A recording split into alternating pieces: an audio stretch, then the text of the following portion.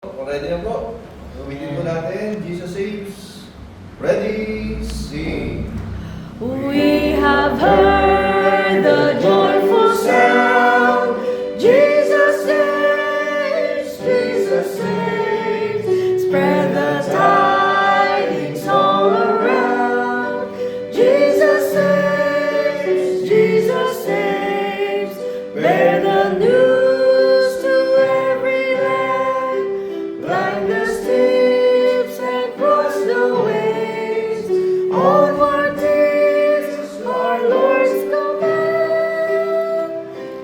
Jesus saves, Jesus saves. Wafting on the rolling tide. Jesus saves, Jesus saves. Tell to sinners far and wide. Jesus saves, Jesus saves. Sing the islands of the sea. Echo back the ocean caves. Earth shall give her jubilee. Jesus saves, Jesus saves. Sing above the battle strife. Jesus saves, Jesus saves. By His death and endless life.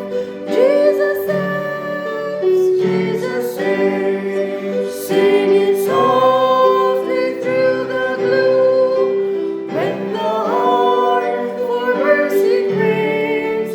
Sing in triumph for the tomb.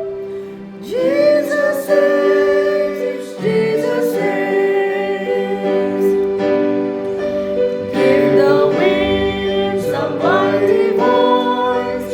Jesus saves, Jesus saves.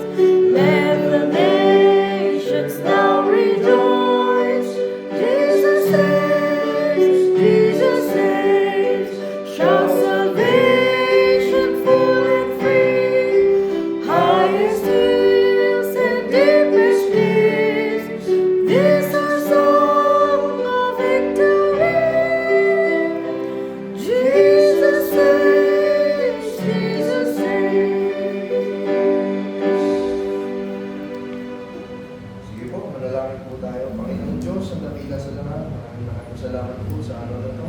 Sa pag-iingat po sa bawat isa sa akin, Panginoon. May kayo po ang maggabay. Bigay ng kakayahan na makaintindi ng inyong mga salita. Ang bawat salita niyo, Panginoon, ay naway tumatak sa puso at isipan namin, Panginoon. Magkaroon kami ng papakumbaga, pusong magpakumbaga, Panginoon, sa inyong mga salita. Tawarin niyo po kami sa aming mga sa pagkukulang, gabay niyo po ang bawat isa sa amin, doon din po sa mga kapatid at mga tanis namin, mas Panginoon ng pangalan, Panginoon. Wala po iniling namin sa pangalan ng Panginoon Kristo. Amen.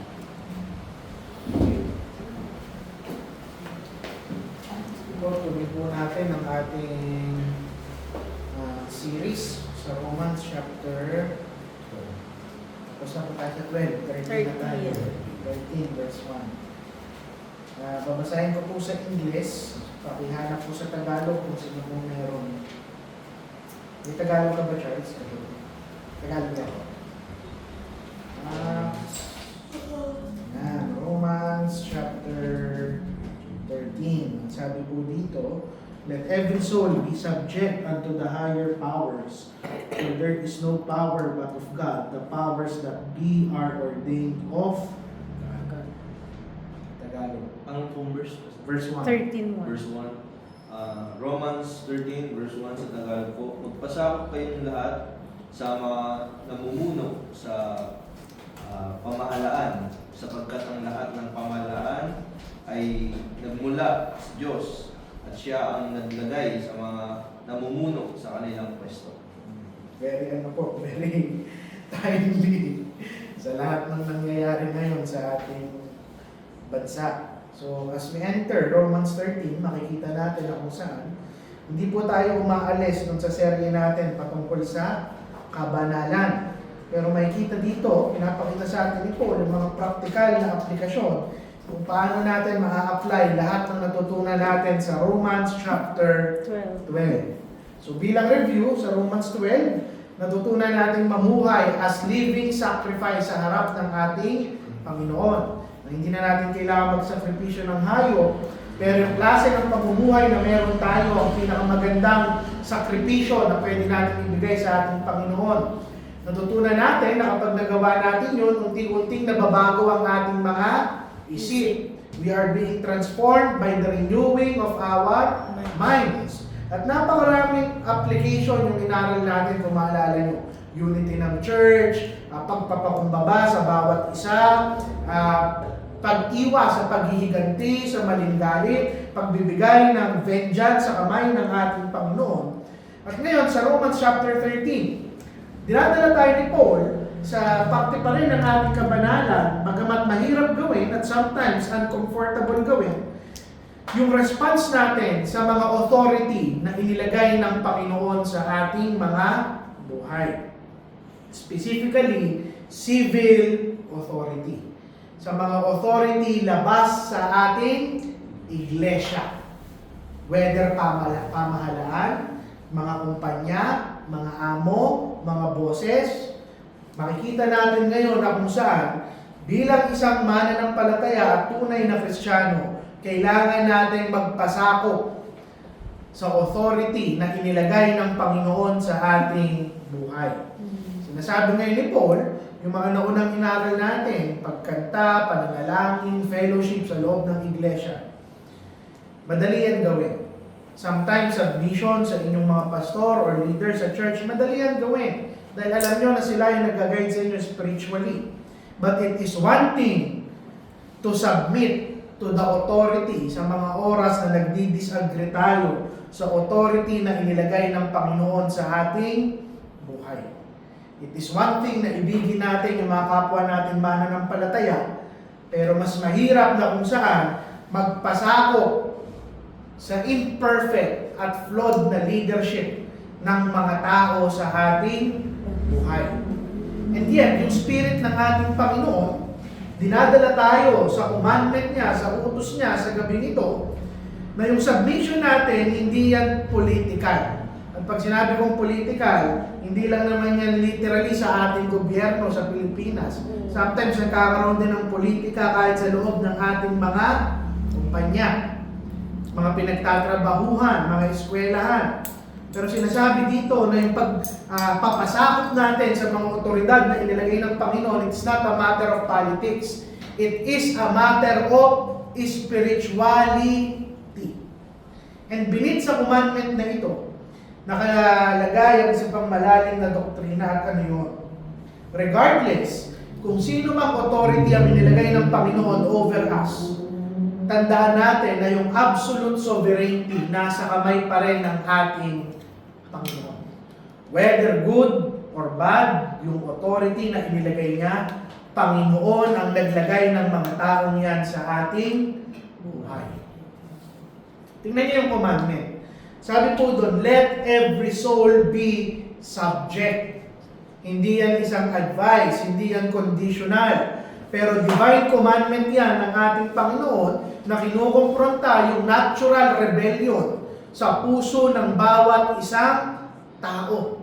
Yung utos dito ng ating Panginoon para sa lahat. Let every soul, lahat ng kaluluwa. Walang iniiwan na exception si Paulo, ang ating Panginoon. Yung utos na ito, hindi para sa mga edukado, hindi lang para sa mga espiritual, hindi lang para sa mga mature na believer, hindi lang sa mga taong nakakaunawa ng politika. Ang sabi doon, bawat isang mananampalataya, walang exception, matutunan natin magpasakop sa otoridad na inilagay ng Panginoon sa ating mga buhay.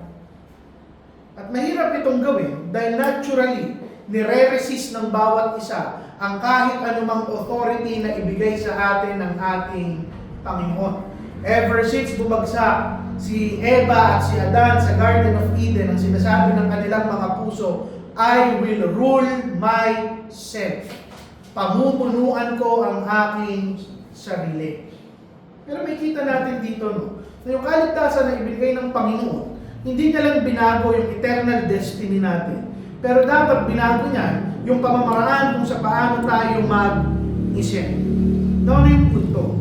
Kung may area ng buhay natin that constantly nire-resist natin yung authority na inilagay ng Panginoon, whether sa trabaho, sa society, sa gobyerno, sa mga structure, sa buhay natin, hindi po yan personality trait. It is an spiritual issue.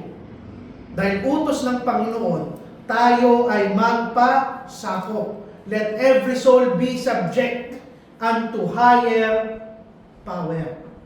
Ibig sabihin, yung tunay na sanctification na inaaral natin sa Romans chapter 12, nagpo-produce dapat yan ng submissive spirit sa bawat isang tao. Hindi self-governing pride. Now, ang sabi doon, be subject. Ibig sabihin, personal po ito. Individual. Hindi sinabi doon na kung saan ang trabaho natin bilang mga Kristiyano ay i-reform yung sistema. Hindi natin trabaho na ayusin yung mga leader o mag-organize ng resistance sa authority na ibinigay ng ating Panginoon sa atin. Ang utos doon, be subject. Ibig sabihin, be in submission to stop governing ourselves at tayo ay magpasakop. At nagsisimula yan sa isang puso na yielded sa ating Panginoon. Isang postura na kung saan nagpapakumbaba at isang dila na kaya niyang i-restrain ang lahat ng kanyang mga salita. But this is not just about outward actions. Kapag sinabing be subject, it is more sa ating mga puso. Dahil you can obey yung mga authority na inilagay sa iyo ng Panginoon and still be rebellious sa iyong mga puso. And God looks at the heart. Now, pinipigilan ba tayo ng ating Panginoon? May limit ba itong subjection na ito? Meron. Dahil ang sabi rin sa Biblia, you ought to obey God rather than men. Mamaya po, i-discuss natin yung limit para balanse yung ating pag-aaral. Pero sinasabi po ng Biblia ngayon, before you speak against sa lahat ng authority na inilagay sa iyo ng Panginoon, whether sa mga politiko yan sa ating bansa, sa amo natin, sa bosses natin, sa mga employer natin, i-examine muna natin ang sarili nating mga espiritu. Are we speaking out of humility or out of resentment at rebellion sa mga taong inilagay ng Panginoon upang mamuno sa atin? Ano sinasabi dito ng ating Panginoon? Hindi lang siya concerned sa actions natin at sa salita natin. God is concerned with our attitudes. Now, it is active. Sabi doon, be subject. Yung salitang be doon, active. Hindi ito occasional, continuous. Hindi tayo magsasubmit at magpapasakop sa mga leader at otoridad na inilagay sa buhay natin kapag convenient lang o kapag agree tayo sa sinasabi nila o di naman kaya pag nagbe-benefit tayo. Sinasabi ng Panginoon, ang buhay ng Kristiyano, it is a lifestyle of submission. To yield below the authorities na ibinigay ng ating Panginoon sa atin. At sa paano natin yan mapapakita? Sa salitang may respeto, hindi tayo lumalaban, lawful yung pagsunod natin sa kanila, hindi rebellious yung ating mga spirit. At now, itong pagpapakumbaba na ito, hindi ito napapatunayan sa mga oras na nag-a-agree tayo sa sinasabi ng mga otoridad na ibinigay ng Panginoon sa atin. It is more proven the moment na nagdi-disagree tayo sa kanila. Okay? Now, ang tanong, paano tayo nagre-respond when we disagree sa leadership ng mga taong inilagay ng Panginoon sa itaas natin? This moment reveals whether you are led by the Spirit or by the flesh. Pangalawa, ang sabi doon, unto the higher powers. Pag inaral niyo po yung higher powers dito, civil authority. Hindi po ito context ng church. Mm. Context ito ng mga otoridad na inilagay na mas mataas sa atin sa labas ng iglesia. Those that govern society, ating mga trabaho, mga secular na ating ginagawa, sila yung mga earthly authorities na inilagay ng ating Panginoon, gobyerno, opisyales, employer, mga amo, mga batas na ibinigay sa atin ng ating bansa. At sinasabi dito ni Paul, tandaan nyo, isinulat na ito under the Roman Empire at hindi ito tungkol sa Christian government. Ibig sabihin, this means, this commandment was never dependent on a righteous leader. The Roman government, hindi po malinis ang kanilang mga leader. Corrupt din sila, pumapatay sila, nagsasaksakan din sila patalikod. Halos wala silang pinagkaiba sa gobyerno natin. Kahit sa ating mga kumpanya, tandaan nyo, it does not rely on a godly system o sa isang environment na pabor para sa atin. Sinasabi dito ni Paul, we are not called to submit only when leadership reflects our values. Tumatawag tayong magpakumbaba at magpasako. Hindi dahil sumusunod tayo sa tao, pero dahil utos ito ng ating Panginoon. Now, ano yung punto?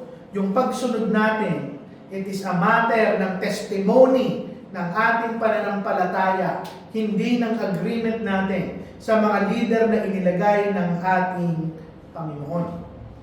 At hindi natin kailangan mag-pretend. Alam natin na corrupt ang ating gobyerno, corrupt yung ating mga leader, sira ang sistema sa pamahalaan o sa ating mga kumpanya at trabaho. And yet, hindi tinatanggal ng Panginoon yung commandment na ito. Sa tingin nyo, bakit? Dahil yung pagsunod natin at pagpapasakop natin, hindi nakaugat sa perfection ng mga leader na inilagay ng ating Panginoon sa buhay natin. Pero sa katotohanan, naunawa natin na kung sino man yung inilagay niya, Panginoon ang naglagay doon. And even the corrupt people is a perfect instrument sa kamay ng ating Panginoon. At hindi natin alam kung paano niya gagamitin yung instrumentong yan. Maaaring yung leader na yan gagamitin ng Panginoon para i-bless tayo, i-bless yung mga sinasakupan niya, o bilang palo sa bawat isa. Dahil kung ang requirement ng submission ay mga perfect leaders, hindi na ito iuutos ng ating Panginoon. Now, ano yung punto? Matutunan natin paghiwalayin yung pagsunod natin sa ating Panginoon sa opinion natin sa mga otoridad na inilagay ng Panginoon sa atin.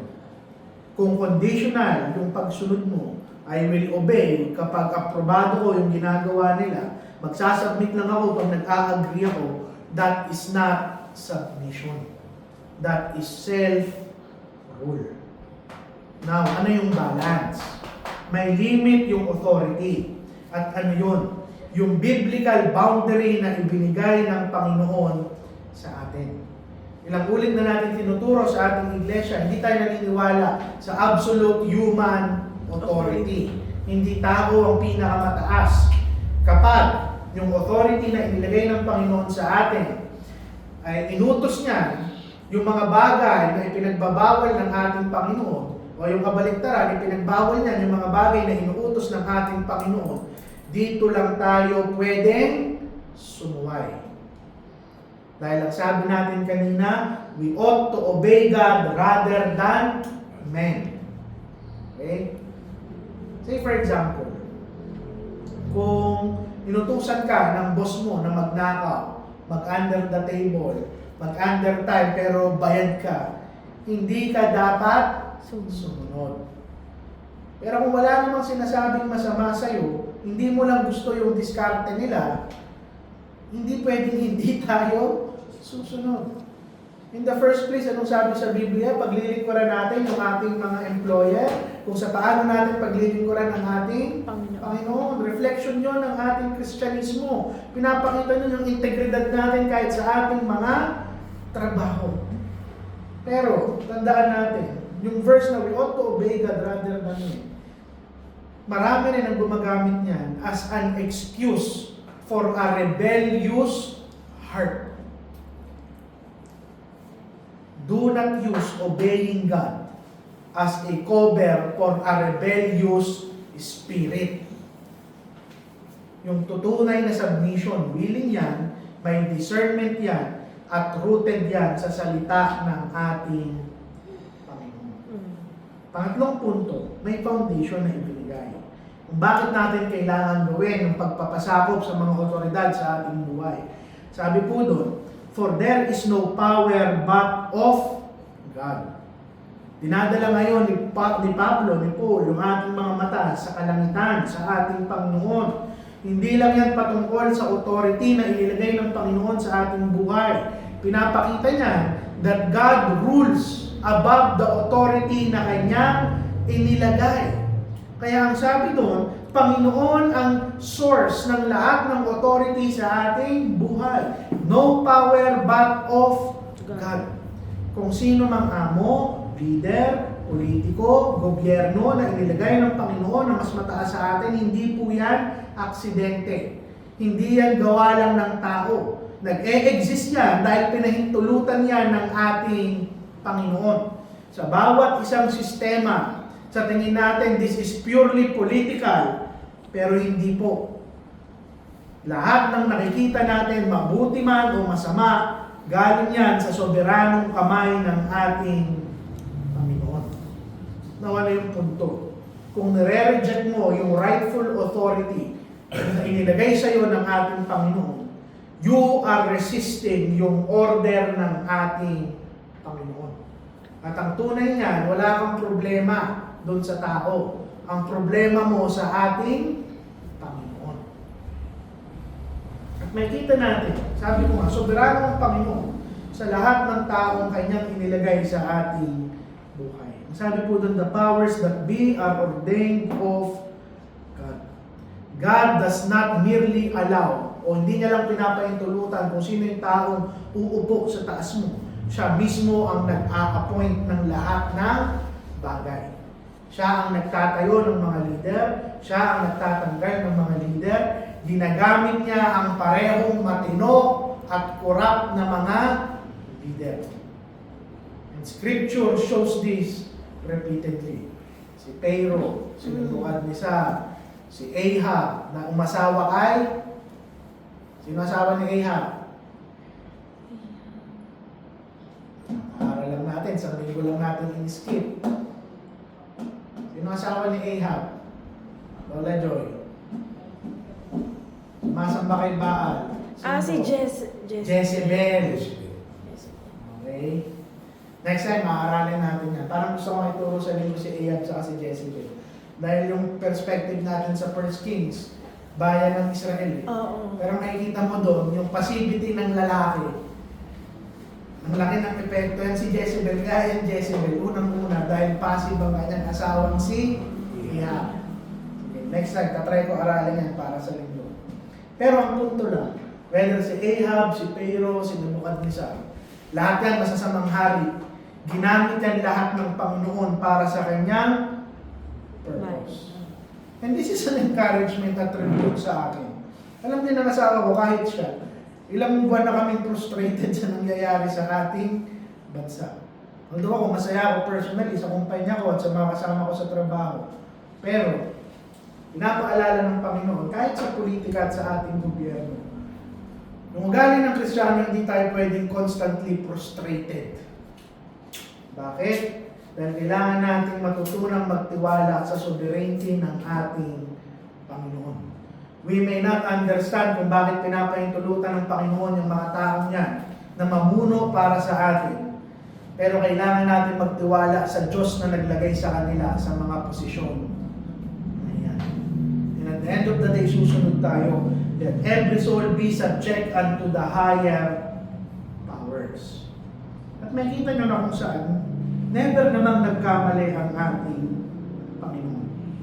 Pwede nang gamitin yung mga authority na yan to restrain evil, pigilan ang kasamaan, mag-maintain ng order, pero pwede na rin yung gamitin upang palo sa mga taong kanilang sinasakupan. At habang inaaral ko ito, nag-realize ko, nga, Hindi naman sagot sa gobyerno natin yung pagrarally natin. Palo sila dahil ang Pilipinas ay napakalaking paganong Bansa. bansa.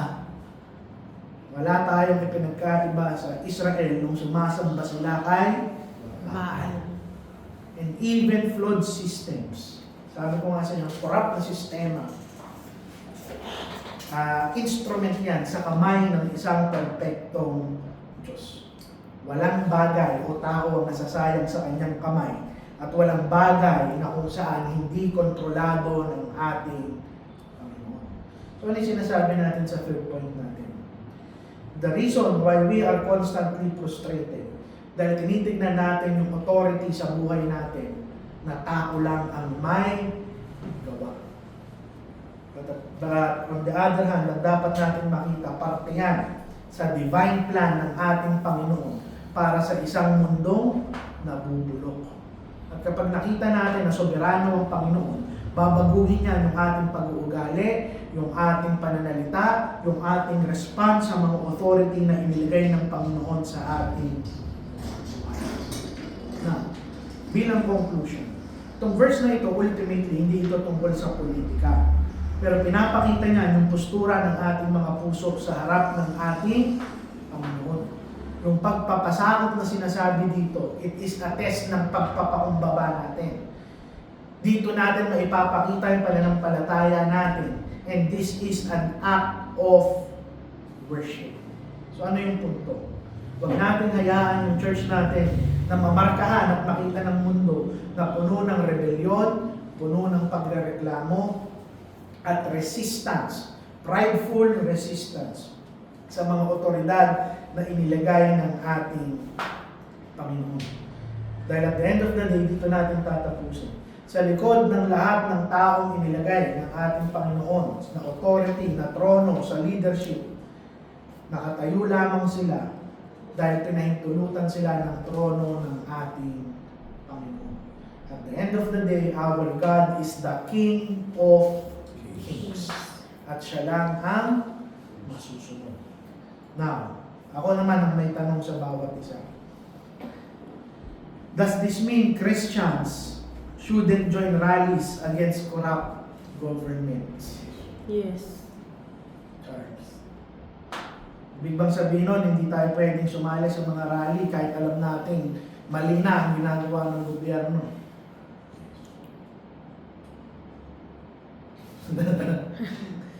Tama si Lolo Macias, hindi tayo nasali. Unang-una, babalik tayo sa verse at sabi doon, be subject to governing authorities. I-recognize natin yung authority.